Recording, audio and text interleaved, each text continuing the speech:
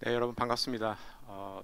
저는 캘리포니아에서 지금 왔습니다. 그래서 서부에서 와서 또 3시간 시차가 있는데 3시간 시차도 이게 무시할 수가 없더라고요. 근데 거기다 이제 데일라이트 세이빙 타임도 이제 바뀌어가지고 어, 정신없이 왔습니다. 그래도 우리 목사님과 우리 교육자분들 그리고 권사님 또 사모님까지 모두 환대해 주셔서 너무 편하게 쉬고 또 이렇게 참여하게 됐습니다. 오늘 말씀 통해서 저희가 짧은 시간 만나지만 또 말씀 속에서 또 하나님께서 여러분에게 또 들려주고 싶은 그런 말씀들이 온전히 전달될 수 있기를 바랍니다. 하나님을 웃기려면 너의 계획을 하나님께 말씀드려라 라는 그런 조크가 있습니다. 좀 생각을 해야지 웃긴 말이에요. 그래서 하나님은 전지전능하신데 인간은 한치 앞을 모릅니다.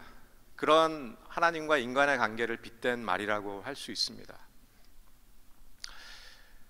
우리가 이러한 하나님의 크심을 잘 알고 있으면서도 나보다 하나님은 정말 크시구나라는 그 사실을 잘 알고 있으면서도 실제로 우리의 삶을 보면 하나님을 더 의지하고 하나님께 더 귀 기울여야 함에도 불구하고 그렇지 못한 삶을 살아갈 때가 참 많이 있는 것 같습니다. 오늘 시편 1편에서 저희가 읽은 표현처럼 정말 바람에 나는 겨와 같이 수많은 다른 소리들을 들으면서 우왕좌왕하며 살아가는 우리들의 모습이 아닌가라는 그런 생각을 해봅니다. 우리는 참 경청이 어려운 시대를 살아가고 있습니다. 우리가 말을 잘하려고 많은 노력을 해요. 책도 보고 말 잘하기 위한 연습도 하고요. 그러나 내가 정말 듣는데 약하다라는 그러한 인식을 하고 있는 사람들 많지 않습니다. 때문에 듣기 위한 훈련을 하려고 하질 않습니다. 그래서 사람과 사람의 관계에서 우리가 들으려고 열심히 노력은 하죠. 그렇지만 모양은 듣고 있는데 더 이상 듣고 있지 않는 상황인 경우가 많습니다. 내가 할 말을 먼저 생각한다거나 다른 생각을 한다거나 이렇게 되는 경우들이 상당히 많이 있죠. 무엇보다 이 같은 우리의 경청하지 않는 모습이 우리의 신앙의 자리에서 재현되고 있다는 데 큰 문제가 있습니다. 우리에게 말씀하시는 하나님께 우리가 귀 기울이는 법을 점점 잃어가고 있습니다. 정기적으로 성경을 읽지 않고 기도를 하지 않는다라는 그런 차원의 얘기를 드리는 게 아니에요. 우리가 성경을 읽고 기본적으로 기도 생활을 하죠. 그러나 그것이 곧 내가 경청을 잘하는 것이냐라고 했을 때 꼭 그렇지 않다라는 것입니다. 가장 좋은 예가 바리새인들이 될 것입니다. 예수님이 바리새인들은 처음부터 끝까지 시종일관 이렇게 비판하시고 대적하셨지만 사실 바리새인들은 썩 괜찮은 종교인들이었습니다. 성경도 열심히 읽고요. 기도 생활도 열심히 하던 자들이었습니다. 그러나 정작 그들은 살아계신 하나님의 말씀은 경청하지 못하는 자들이었습니다. 때문에 말씀이 육신이 되어 그들 가운데 오셨음에도 불구하고 그래서 매일 그들 앞을 지나가시는 예수님임에도 불구하고 그 예수님을 알아보지 못했고 그 예수님의 말씀을 경청할 수가 없었습니다. 바로 그러한 모습이 우리의 삶에도 재현되고 있다는 거예요.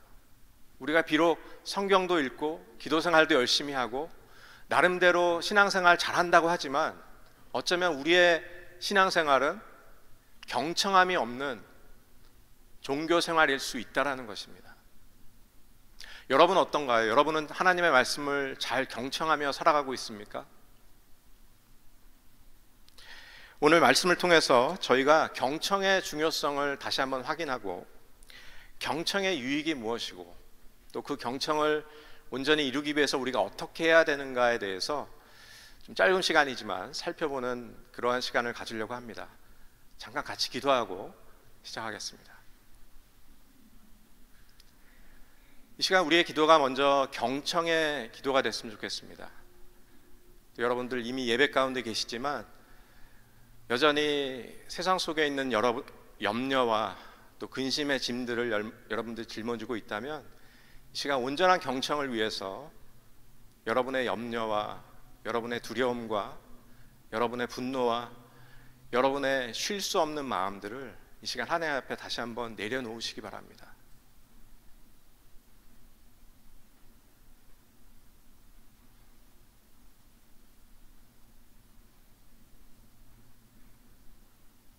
하나님, 이 시간 저희들 진정으로 하나님의 말씀을 듣기를 원합니다.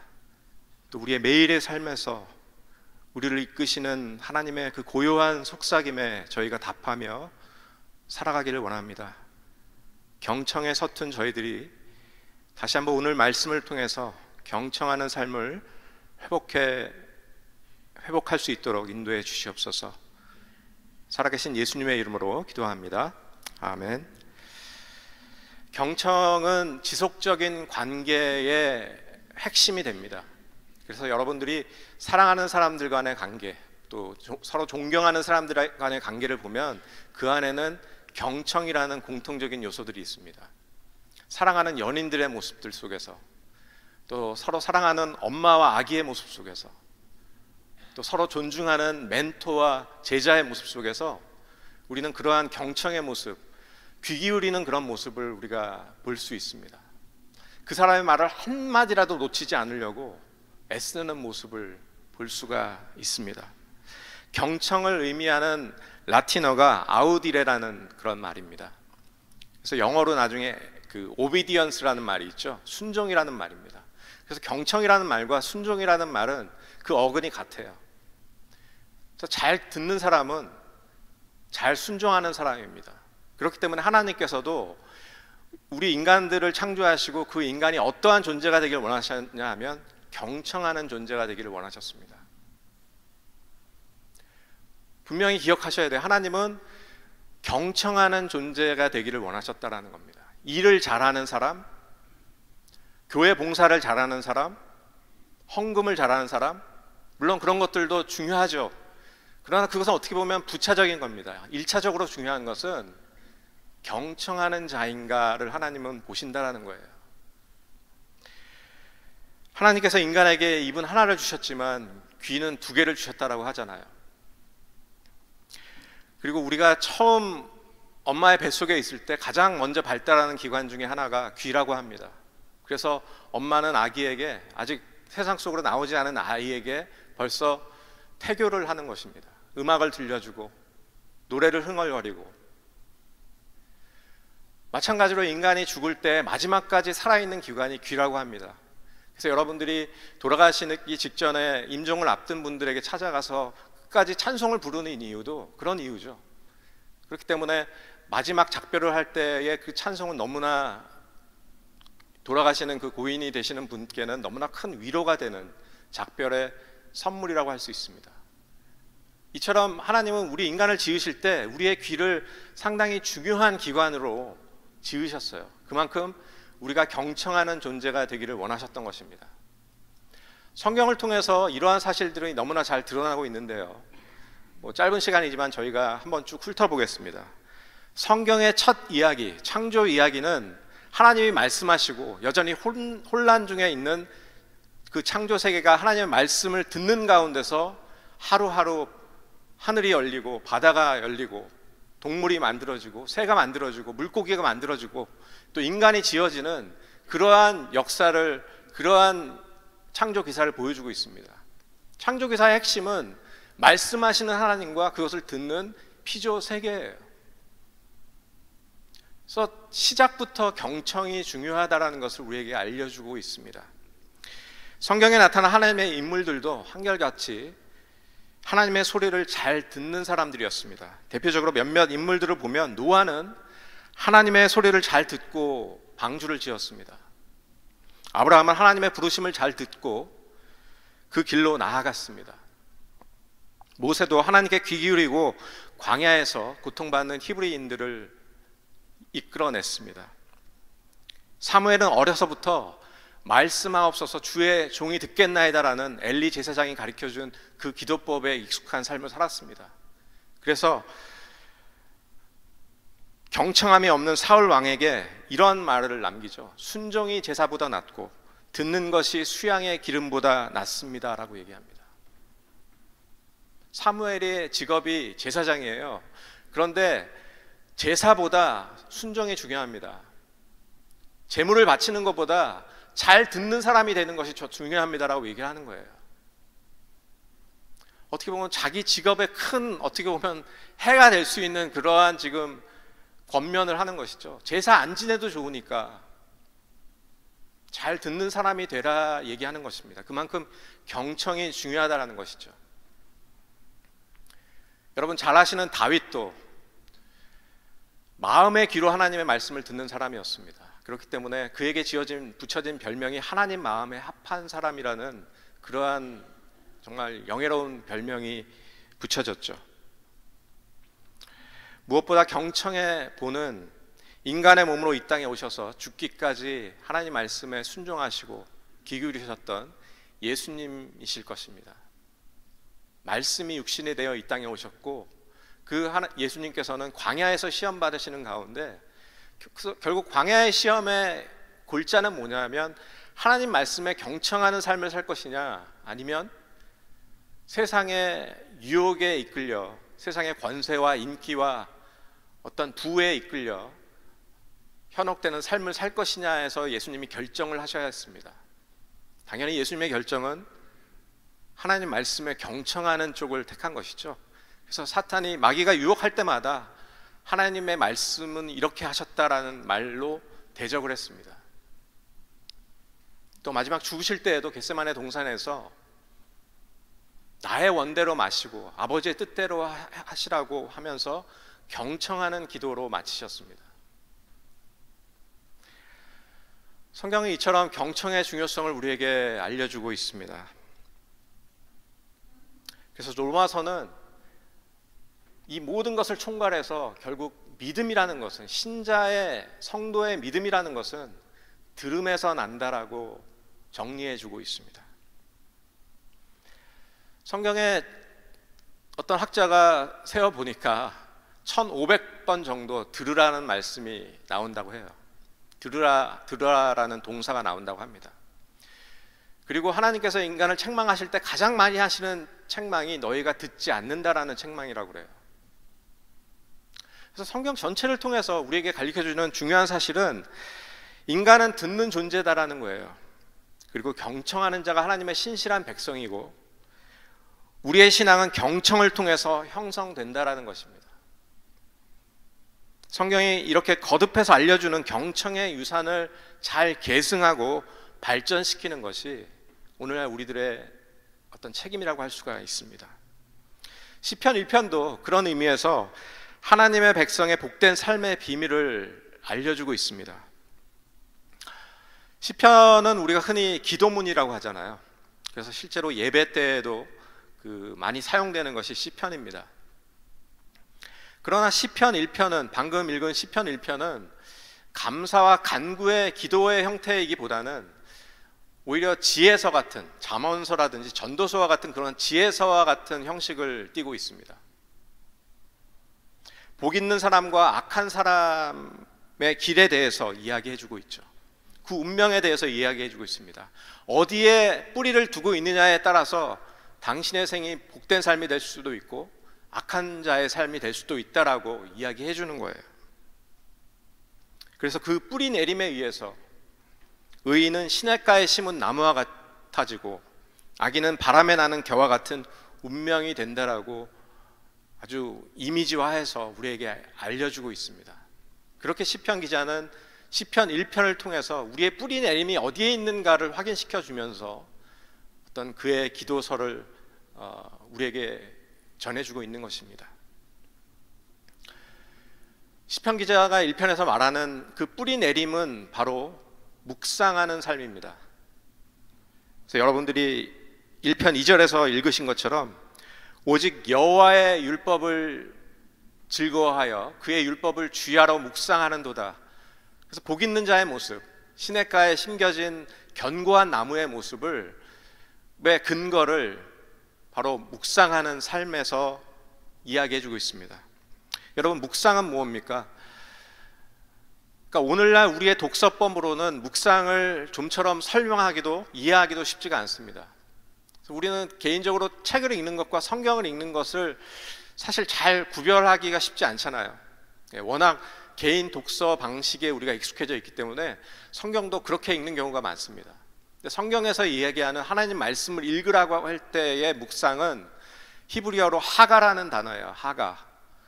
그 본래적인 뜻은 동물이 되새김질하는 그러한 모습입니다. 그래서 소라든지 사자가 이제 음식을 먹고 다시 되새김질하면서 다시 곱씹는 그런 모습을 하가라고 하는 거예요. 하나님의 말씀을 우리가 하가해야 된다라고 하는 것은 그냥 한번 읽고 쑥 지나가는 것이 아니라 계속해서 반추하고 성찰하고 내면화해야 된다라는 얘기입니다. 그럼에도 불구하고 오늘날 워낙 우리의 개인 독서법이 우리의 습관처럼 자리하고 있기 때문에 묵상이라는 말이 우리에게 좀처럼 잘 와닿지 않아요. 그래서 저는 묵상이라는 말보다 경청이라는 말이 문화적으로나 여러 가지 상황적으로 더 이해하기 쉬운 적합한 표현이라고 생각을 합니다. 실제로 중세시대까지 불과 700년 전이에요. 700년 전까지 우리의 독서법은 눈으로 읽는 것이 아니었습니다. 귀로 듣는 거였어요. 700년 전까지만 해도 사람들은 모여서 한 사람이 읽고 여러 사람이 듣는 방식의 독서를 했습니다. 하나님의 말씀을 읽을 때에도 마찬가지였어요. 글을 잘 몰라서이기도 했지만 개인적으로 책들이 이렇게 출판되지가 않았습니다. 구텐베르크가 인쇄술을 발명하기 이전까지는 사람이 책을 다 받아 적어서 썼습니다. 그러니까 책이라는 것이 너무나 귀했죠. 그렇기 때문에 책을 개인적으로 소장할 수가 없었습니다.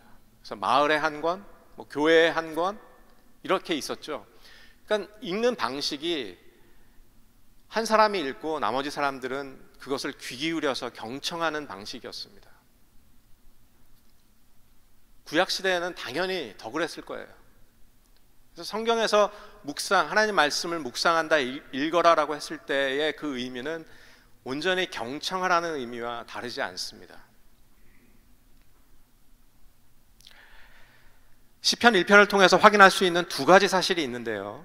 첫 번째는 경청하는 삶은 복의 기초가 된다라는 거예요. 우리가 복을 받으려면 무엇을 해야 될까요를 시편 기자는 명확하게 우리에게 알려주고 있습니다. 복을 받으려면 묵상하는 삶을 살아라, 경청하는 자가 되라라고 우리에게 명시하고 있습니다. 나중에 천국 가서 제가 어떻게 복을 받는지 왜 안 가르쳐 주셨어요? 이런 말 하시면 안 된다는 거예요. 성경에 분명히 우리가 어떻게 하면 복을 누리고 저 시냇가에 심은 나무처럼 철마다 열매를 맺는 삶을 살 수 있느냐, 하나님은 우리에게 말씀해 주셨다라는 거예요. 너희가 내 말에 청종할 때, 내 말을 경청할 때에 그 일이 일어난다라는 것입니다. 그렇기 때문에 경청한다라는 것은 오늘날 우리가 예의 차원에서 비즈니스 차원에서 상당히 말을 들어주는 척, 예의 차원에서 하는 경청이 아닙니다. 성경에서 경청하라고 했을 때는 저분이 나보다 높으니까 내가 듣는 척 해야지, 이런 예의 차원에서 어떤 사탕 발림으로 하라는 얘기가 아니에요. 하나님은 인격적이시기 때문에 우리와 온전한 사랑을 주고받는 관계가 되기를 원하십니다. 하나님이 먼저 우리의 아픔과 우리의 고통과 우리의 아무에게도 말하지 못하는 속마음을 경청하시는 하나님입니다. 그 하나님이 출애굽을 이끌으셨고 또 우리의 고통을 아시고 우리를 구원해 주신 거잖아요. 그 하나님은 동일하게, 그 인격적이신 하나님은 동일하게 우리에게도 그러한 경청을 요구하십니다. 그래야지 하나님과 우리 안에 사랑이 자라나거든요. 시편 1편을 통해서 확인할 수 있는 두 번째 사실은 의인과 악인은 도덕적인 개념이 아니라는 사실입니다. 그래서 시편 1편을 보면은 묵상하는 자가 곧 복 있는 자고 그 복 있는 자가 곧 의인이다라고 얘기를 하고 있습니다. 의인은 뭐 교리적으로 도덕적으로 잘 완성된 사람이 의인이라고 얘기하지 않아요. 의인은 경청하는 자가 의인입니다. 하나님 말씀을 지금 여기서 잘 경청하는 사람이 의인이에요. 이것을 잘 확인할 수 있는 것이 우리가 어떻게 회심을 했느냐라는 것입니다. 여러분 어떻게 회심을 하셨습니까? 누군가 여러분을 전도해서 그 사람을 통해 나오는 하나님의 말씀을 여러분이 경청하는 가운데 여러분이 회심하셨잖아요. 내 스스로 득도해서 회심한 사람이 있으십니까? 혹시? 그런 사람은 본인의 구원에 대해서 다시 한번 생각해 보셔야 돼요. 우리는 자력으로 구원을 얻는 사람들이 아닙니다. 그러한 능력이 우리에게 없습니다. 하나님이 우리를 부르셨기 때문에 성령께서 우리의 마음을 여시고 하나님께서 우리를 부르시고 거기에 답했기 때문에 우리가 지금 이 자리에 있는 것입니다. 근데 왜 우리의 경청이 그때에는 우리가 열린 마음으로 듣고 더 이상은 경청하려고 하지 않느냐라는 거예요. 경청은 지속돼야 된다는 것입니다. 우리가 죽는 날까지 하나님은 우리가 경청하는 자가 되기를 원하세요. 처음 하나님을 믿을 때, 처음 예수 그리스도를 영접할 때 우리가 경청하던 모습처럼 우리의 매일의 삶에서 하나님께서는 지금도 말씀하시고 지금도 우리가 그 말씀을 경청하기를 원하십니다. 그것이 의인이라는 거예요. 성도 여러분, 복된 삶의 비밀은 주님의 말씀을 지금 여기서 here and now 경청하고 묵상함으로써 주님과 연합된 상태를 유지하기로 선택하는 것을 의미합니다. 그래서 지금 여기서 우리가 하나님의 말씀을 경청하지 않을 때 우리는 그냥 중립 상태에 있는 게 아니에요. 세상에는 하나님의 소리 말고 수많은 소리들이 우리 주변을 에워싸고 있습니다. 그렇기 때문에 하나님 말씀을 내가 듣지 않는다라고 했을 때 우리는 중립 상태에 있는 것이 아니라 다른 소리에 이끌림을 받는 거예요. 마치 오늘 성경 본문에서 이야기하는 것처럼 악인들은 그렇지 아니하며 오직 바람에 나는 겨와 같도다라고 말씀하잖아요. 사악하며 멸망하는 길은 우리 주위에서 보는 것을 모방함으로써 시류에 휩쓸리고 거기에 기생해서 살아가는 것을 의미합니다. 그래서 어려운 한자말로 이와 같은 휩쓸리는 삶, 바람에 이리저리 우왕좌왕 흩날리는 겨와 같은 그러한 삶을 난비라고 합니다. 난비. 어떤 방향을 가지고 날아가는 것이 아니라 어디로 가는지 모르는 그러한 날아다님이에요. 그래서 우리가 파리를 잡기 힘든 이유가 파리가 어느 방향으로 직진을 하는 것이 아니라 정말 정신없이 그야말로 난비하잖아요. 그렇기 때문에 우리가 잡기 힘들죠. 근데 하나님 말씀을 경청하지 않는 자의 모습이 그러한 어지럽게 날아다니는 난비하는 모습이라는 겁니다. 우리가 무지 애쓰면서 살죠. 하나님 말씀을 안 들으면서 어떻게든 내 뜻대로 해보겠다고 무지 나름대로 애쓰면서 살지만 내 몸만 피곤하고 고달플 뿐입니다. 방향이 없어요. 그냥 오늘 하루 먹고 사는 위해서 우리가 난비하는 것이고 그렇게 하기 위해서 다른 소리를 자꾸 듣는 것이고 그것이 악인의 길이고 그것이 바람에 나는 겨와 같은 정말 허망한 길이라는 것을 성경은 우리에게 다시 한번 알려주고 있는 것입니다.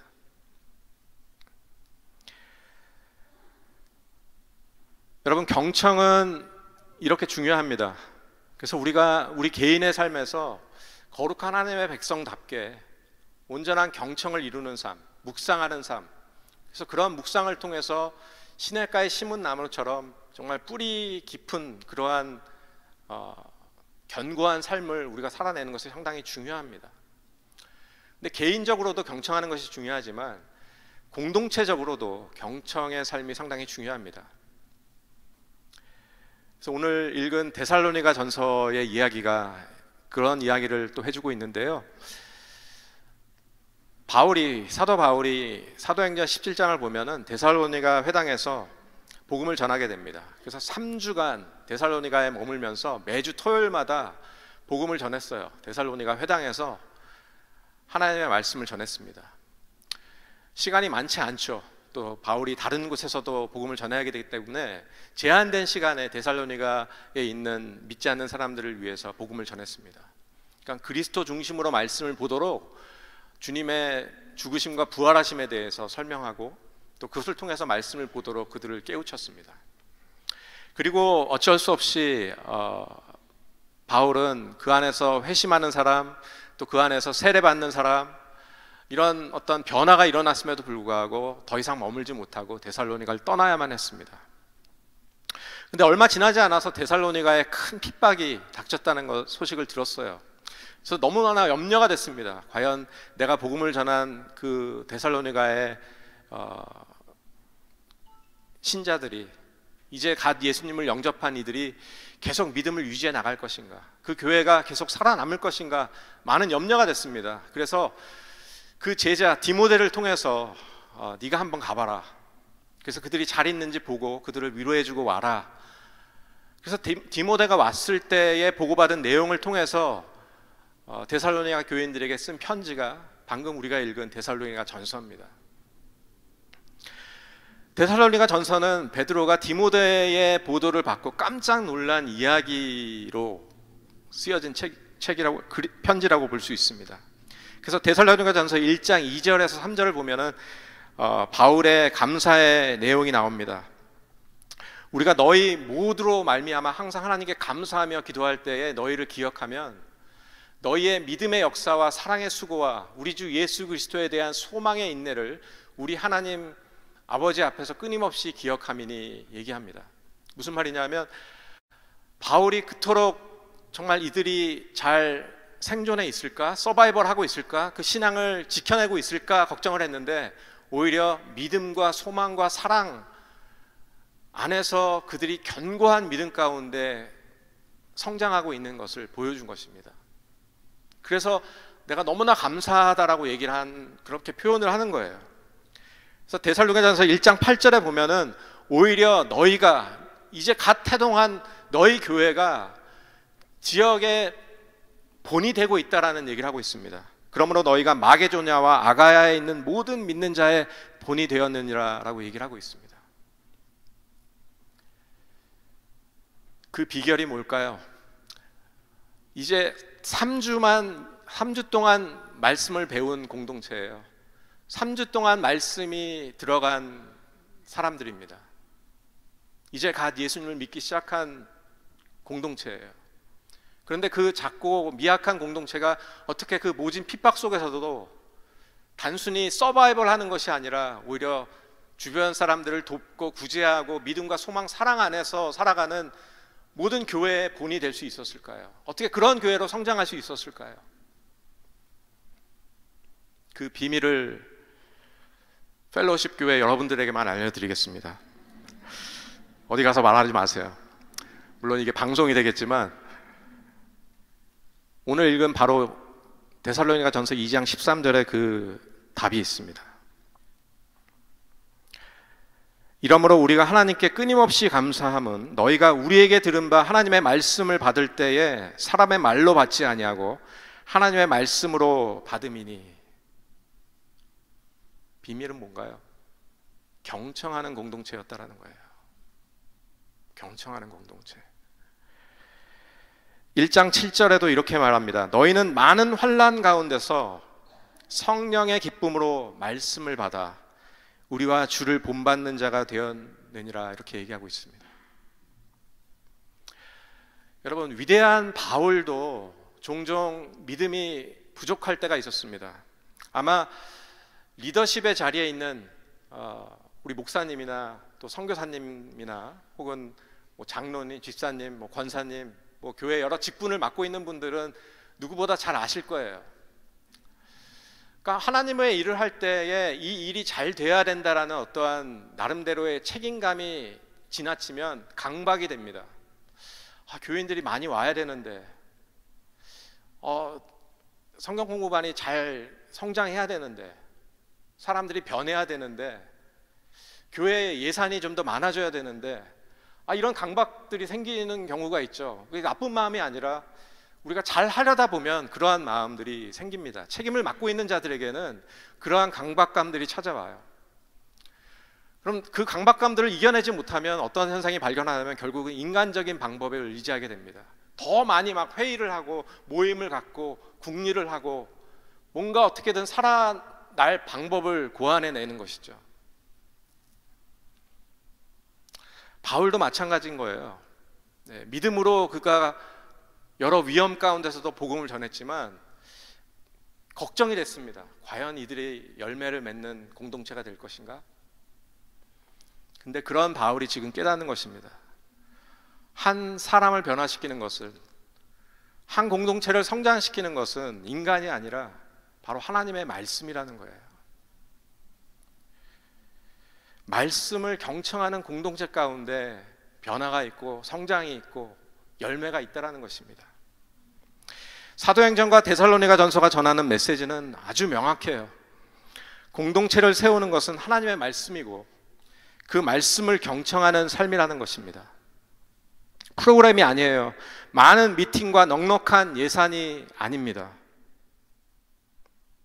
오직 경청만이 우리를 변화시키고 우리를 자라나게 하며 우리를 열매 맺게 한다는 것입니다. 그렇다면 우리가 어떻게 하면 경청하는 삶을 살 수 있을까요? 다 좋다라는 거예요. 경청 중요하다라는 거 알겠다라는 거예요. 근데 그럼 어떻게 경청하는 삶을 살 수 있는가? 4가지 방법을 알려드리겠습니다. 여러분에게만 또 알려드리는 거예요. 첫 번째, 가장 중요한 게 이거라고 생각해요. 내가 잘 듣지 못하는 사람이라는 것을 인정하는 거예요. 이게 출발점이 되지 않으면 우리는 경청하려고 하지 않을 겁니다. 의외로 많은 사람들이 내가 잘 듣지 못한다는 사실을 모르면서 살아요.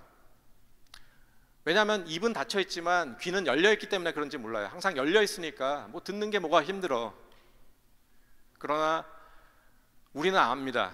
관계 속에서 저 사람은 내 말을 잘 들어주는 사람이 아니구나. 저 사람은 내 지금 상태를 잘 알고 위로해 주는 사람이 아니구나. 그래서 내가 힘들 때에 내가 찾아가는 사람들은 따로 있죠. 말을 잘하는 사람을 찾아가지 않아요. 우리가 내 이야기를 잘 들어주는 사람을 찾아가게 되죠. 여러분, 듣는다라는 것은 그냥 수동적인 게 아닙니다. 그냥 귀가 열려 있으니까 말하면 들리는 게 듣는 게 아닙니다. 그래서 영어로도 히어링과 리스닝을 구별하잖아요. 그래서 히어링은 그냥 들리는 겁니다. 우리가 노력하지 않아도 들리는 거예요. 뭐 물건이 떨어지면 소리가 날 때 들리는 그 소리, 그냥 히어링입니다. 근데 리스닝은 보다 의지적인 들음이에요. 귀 기울여 듣는 거, 경청이죠. 그래서 이러한 경청은 훈련에 의해서 이루어지는 것입니다. 그래서 여러분은 이미 나름대로 경청의 훈련이 되어 있어요. 한 가지 예화를 알려드릴게요. 맨하탄에서, 시골에서 올라오신 한 수도사와 맨하탄에서 사역을 하는 목사님이 그 월가를 지나가고 있습니다. 아침 시간에. 그러니까 출근 시간에 그 분주한 월가를 여러분 한번 생각해 보세요. 바바리 코트를 입고 많은 사람들이 월가를 이렇게 들어가고 출근 시간에 늦지 않으려고 서둘러서 지하철역에서 나와서 막 오가고 있습니다. 아주 빵빵 소리가 나고 택시도 지나가고 버스도 지나가고 아주 시끄럽죠. 그 시끄러운 뉴욕의 맨하탄의 거리를 여러분 한번 생각해 보세요. 근데 수도사님이 이런 얘기를 합니다. 목사님, 저 새소리가 너무나 아름답습니다.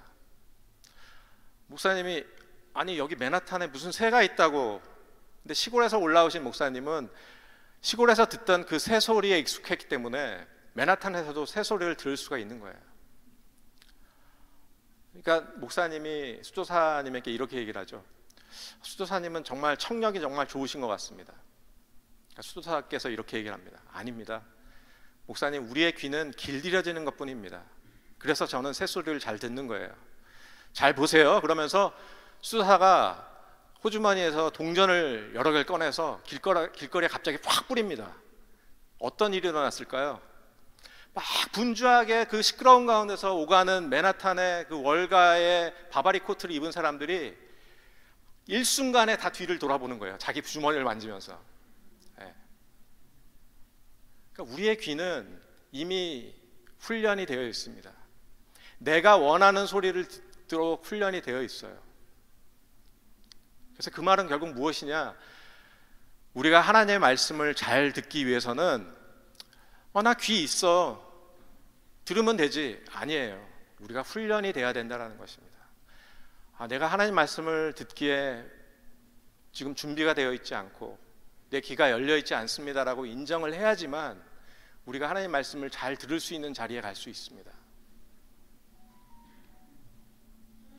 하나님의 말씀은 우리의 삶 가운데서 항상 웰컴, 환영되어야 되고, 또 단순히 환영될 뿐만 아니라 그것이 우리의 마음에 내면화되어야 되고, 또 그것이 항상 곱씹어져서 묵상되어야 되고, 우리의 말씀을 떠나지 않게 항상 머물러 있어야 됩니다. 그것을 위해서는 우리가 경청의 훈련을 해야 돼요. 그래서 궁극적으로는 마음의 귀로 들을 수 있는 경지가 되어야 됩니다. 아무리 소란스럽고 아무리 나를 압박하는 염려와 근심과 두려움의 환경들이 나를 에워싸고 있다 할지라도 마음의 귀로 하나님의 말씀을 들을 수 있는 경지가 될 수 있어야 되는 것입니다.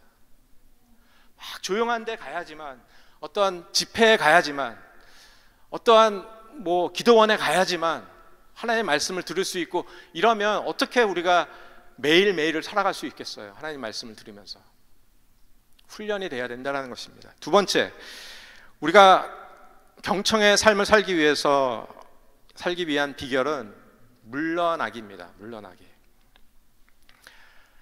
거듭해서 말씀드리는 우리의 삶은 강박적인 삶이에요. 우리의 삶을 여러 가지로 강박적인 요소들이 있습니다. 어떤 일들을 성취해야 되고, 어떤 실적을 남겨야 되고, 누군가를 돌봐야 되고, 누군가를 실망시키지 말아야 되고, 항상 이러한 강박감이 우리 안에 있습니다. 그래서 이런 강박적인 삶을 살 경우에는 우리가 좀처럼 하나님의 말씀을 우리의 마음으로 듣지 못해요. 말씀을 나름대로 읽지만 그냥 읽고 지나갑니다. 그냥 종교 행위에 끝나는 경우가 많아요. 그래서 이런 강박적인 환경에서 먼저 물러나는 일이 중요해요. 그렇기 때문에 중요한 것이 침묵입니다. 여러분이 침묵 가운데 들어가는 일이 중요해요. 여러분의 강박적인 마음, 여러분의 초조한 마음, 그 감정, 이런 것들을 먼저 하나님 앞에 내려놔야 됩니다. 그래서 기도할 때 우리가 하나님을 이렇게 높여드리는 식으로 찬양하고 기도하잖아요. 근데 먼저 손을 아래로 하시는 그런 기도를 하시면 좋을 것 같아요. 그래서 내 안에 있는 강박적인 것들을 먼저 하나님, 제가 다 내려놓습니다. 이러한 시간을 갖고 여러분들이 본격적으로 하나님의 말씀을 듣는 자리로 들어가는 게 중요합니다. 이러한 강박적인, 내 안에 있는 강박적인 요소들을 정리하지 않고는 하나님의 말씀은 우리 안에 들어올 수가 없어요. 그것은 마치 돌짝밭에 떨어진 말씀, 가시밭 위에 떨어진 말씀과도 같아요. 예수님의 비유처럼 자라날 수가 없습니다. 하나님 말씀이 자리할 수가 없습니다. 경청하는 삶을 이루기 위한 세 번째 비결은 머무르기예요. 여러분, 경청이 중요해서 우리가 훈련을 받으려고 하고, 또 그러기 위해서 우리가 강박적인 삶에서 물러나는 자리까지 나옵니다. 그래서 침묵 속에 들어가요. 하나님의 말씀을 들으려고 합니다. 근데 그러면 잘 되면 좋겠는데 그렇지가 않아요. 그때부터 오히려 본격적으로 우리에게 들려오는 수많은 소음, 우리 내면에 있는 소음들이 비로소 들려옵니다. 그 이전엔 몰랐어요. 내가 너무나 활동적으로 살았기 때문에 내 안에 그렇게 많은 소음들이 있는지 몰랐어요. 근데 정작 내가 침묵 속에서 고요한 가운데 홀로 하나님 앞에 섰을 때에 비로소 내 안에 있는 수많은 소음들을 내가 듣게 되는 거예요. 여러분, 이런 것들 많이 경험하지 않습니까? 혼자 기도하려고 할 때에 여러분 안에 들어오는 여러 가지 소리들이 있잖아요. 정말 외부적인 소리들도 있어요. 물론 가족들의 소리, 아이들의 소리도 있지만 내 안에서 들리는 소리가 있습니다. 내 안에서 만들어내는 소리들이 있어요. 어떤 나를 기분 상하게 했던 어떤 집사님의 말씀 한마디, 이런 것들 떠오르잖아요. 혹은 내가 있지도 않은 일을 가지고 막 상상하면서 누구와 막 싸우고 있어요. 막 씩씩대면서 그런 상상의 나래를 막 펼쳐나가잖아요. 망상이라고 하죠. 그런 망상들, 그리고 어떤 염려들, 어떤 두려움들, 어떤 적대감들, 해결되지 않은 어떤 응어리들이 우리 안에서 막 솟구쳐 올라와요. 그럴 때 여러분도 어떻게 하시나요? 보통 결국 그 시간을 포기하거나 그 방을 뛰쳐나오게 되죠. 그렇기 때문에 드리는 말씀이에요. 머무르라는 거예요. 머무르는 게 중요합니다. 하나님의 말씀을 우리가 온전히 들으려면 우리 내면의 소음들이 다 가라앉을 때까지 좀 기다릴 수 있어야 돼요. 저 방 안에 먼지가 다 가라앉을 때까지 좀 기다려야 돼요. 우리 마음의 먼지가 가라앉을 때까지 기다릴 수 있어야 됩니다. 근데 그러지 않고 오늘 하나님 말씀 안 하시네 뭐 이런다든지, 그러고 이제 포기한다라든지, 오늘은 마음이 너무 심란해, 이런 식으로 한다면 우리는 평생 하나님 말씀을 듣지 못할 것입니다. 머물러야 돼요. 그리고 그 머무르는 가운데 이 점도 우리가 항상 기억을 해야 됩니다. 우리는 하나님 말씀을 들으려고 할 때 어떤 막 아주 자극적인 것을 들으려고 합니다. 정말 내 삶을 변화시키는 말씀, 내 인생을 변화시키는 말씀, 어떤 부흥 집회나 간증 집회를 통해서 어떤 사람이 체험한 그러한 체험과 그러한 음성을 나도 들으려고 해요. 물론 그런 말씀을 주시는 때도 있을 겁니다. 그러나 우리의 매일매일의 삶에서 그러한 일들이 일어나진 않아요.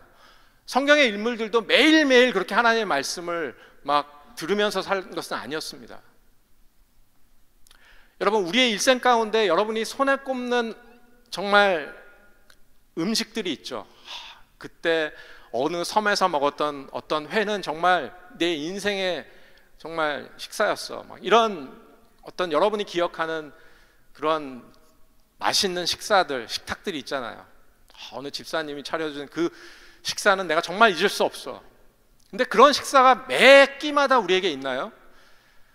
뭐 그런 분도 계시겠죠. 네, 좋은 요리 잘하시는 사모님을 두시면 그럴지도 모르겠지만 아마 저를 포함해서 대부분은 그렇지 않을 겁니다.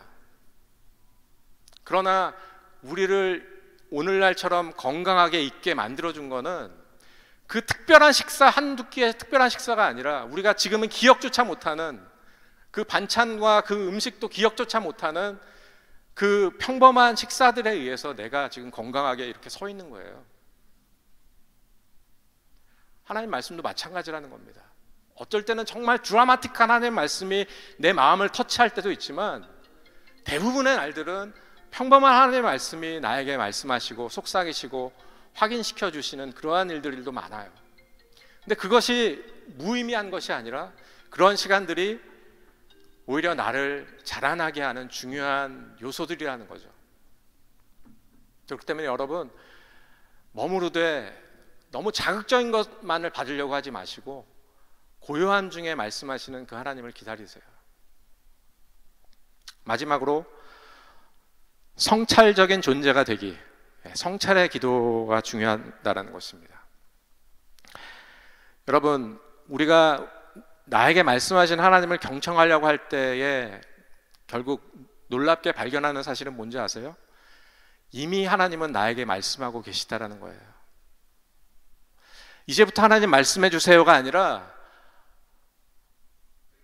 아이고, 하나님은 이미 나에게 말씀하고 계셨군요 라는 것을 우리는 깨닫게 됩니다. 이미 나의 삶 가운데 계시고 나의 삶 가운데 속삭이시는 그 하나님을 우리는 들어야 돼요. 발견해야 됩니다. 그래서 어거스틴이 쓴 고백록이라는 아주 고전 책이 있습니다. 그 책은 어거스틴이 그의 유년기부터 그가 하나님 앞에서 지은 범죄한 죄들과 그 안에서 그의 신앙이 자라나는 과정들을 고백한 말 그대로의 고백록이에요. 그래서 어거스틴이 이렇게 그 책에서 고백합니다. 주님은 나의 기억을 축복하셔서 당신이 머무는 자리가 되게 하셨습니다. 그러니까 나의 기억 속에 계셨던 그 하나님 때문에 내가 이 책을 쓸 수 있었고, 그 기억 속에서 내가 나의 삶 가운데 그때는 몰랐지만 계셨던 그 하나님을 기억하고 제가 찬양하고 높여드릴 수 있게 되었다라고 고백하는 거예요. 여러분의 이미 지나간 자리 가운데 하나님은 계셨습니다. 하나님이 안 계셨던 게 아니에요. 내가 못나서 하나님은 안 계셨던 게 아닙니다. 하나님은 우리를 사랑하셔서 우리의 삶 가운데 이미 계셨어요. 다만 내가 노티스하지 못했을 뿐이죠. 그렇기 때문에 경청의 삶을 위해서 여러분들이 하셔야 될 중요한 일은 뭐냐면 여러분이 성찰하는 존재가 되는 거예요. 나의 삶을 돌아보는 존재가 되는 겁니다. 근데 나의 삶을 막 어릴 때부터 막 돌아보는 게 아니라 나의 24시간을 돌아보는 거예요. 이러한 기도를 여러분들이 자주 하면 좋습니다. 나의 24시간의 바운더리를 딱 치세요. 이전의 나의 모습을 자꾸 생각하려고 하지 마시고 24시간의 나의 삶 가운데서 역사하셨던 하나님을 한번 찾아보세요. 정말 오늘은 죽을 썼어, 오늘은 정말 최악의 날이야. 그런 날에도 하나님은 여러분과 함께 하셨습니다. 누군가를 통해서 하나님은 여러분에게 말씀하셨고, 누군가를 통해서 하나님은 여러분에게 하나님의 사랑을 드러내 주셨어요. 근데 내가, 나의 감정이 그것을 놓친 거예요. 그렇기 때문에 성찰의 기도를 통해서 우리가 그 24시간 동안에 나의 삶 가운데 계셨는데 내가 노티스하지 못했던, 마치 야곱처럼 하나님께서 여기 계셨는데 내가 알지 못했습니다라고 하면서 제단을 쌓은 것처럼 우리가 그런 성찰의 기도를 드려야 됩니다. 이러한 훈련들을 여러분들이 해나갈 때에 여러분의 삶이 경청의 삶이 될 수 있을 거예요. 네, 시간이 많이 지났습니다.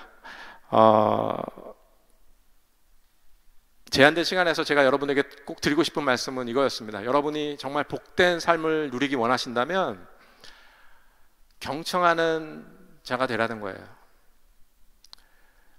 이미 여러분은 수많은 소리들에 노출되어 있고, 또 어떤 소리에 특별히 더 반응하고 끌리고 그렇게 길들여져 있습니다. 그렇기 때문에 여러분들 속히 하나님의 말씀을 온전히 경청하는 훈련에 익숙해지셔서 여러분의 마음의 귀로 하나님의 말씀을 듣는 사람들이 되기를 바랍니다. 교회는 여러 가지 역할을 해야 되지만 제가 생각할 때 교회가 해야 될, 감당해야 될 가장 중요한 기능 중에 하나는 그러한 경청을 온전히 이룰 수 있는 공간이 되어줘야 돼요. 그러한 터가 되어줘야 됩니다. 교회는 좀 더 조용했으면 좋겠어요. 저는 기다리는 곳이 되었으면 좋겠습니다. 세상과는 다른 리듬 속에서 경청하는 자리가 되었으면 좋겠습니다. 아마 김대영 목사님도 그러한 기도와 고민을 하고 계시는 걸로 제가 알고 있어요. 주장하는 사람들, 통제하려는 사람들, 주목을 끌려는 사람들, 목소리가 큰 사람들, 세상에는 그런 사람들이 많죠. 근데 교회 안에는 그런 사람들이 있어서는 안 돼요. 교회는 오직 들으려고 하는 사람들, 헤아리려고 하는 사람들, 온전히 듣기 위해서 기다리는 사람들, 그런 사람들로 가득 찬 곳이 교회가 되어야 됩니다. 그것을 위해서는 여러분 한 분 한 분이 여러분의 각자의 삶에서 경청하는 존재로 거듭나야 돼요. 그러지 않으면 경청하는 교회가 될 수가 없습니다. 경청하는 신앙인이 될 때 복이 있습니다. 경청하는 교회가 될 때 성장한다는 진리의 말씀을 기억하는 펠로십 교회의 성도 여러분이 되기를 소원합니다. 기도하겠습니다. 하나님, 저희들에게 경청의 삶의 중요성을 이 시간 알려주셔서 감사합니다. 저희가 온전하게 경청의 사람들이 되어서 정말 이 시대에, 혼탁하고 어두운 이 시대에 정말 경청의 본이 되는 그러한 그리스도인들, 그러한 펠로십 교회가 될 수 있도록 인도해 주시옵소서. 살아계신 예수님의 이름으로 기도합니다. 아멘.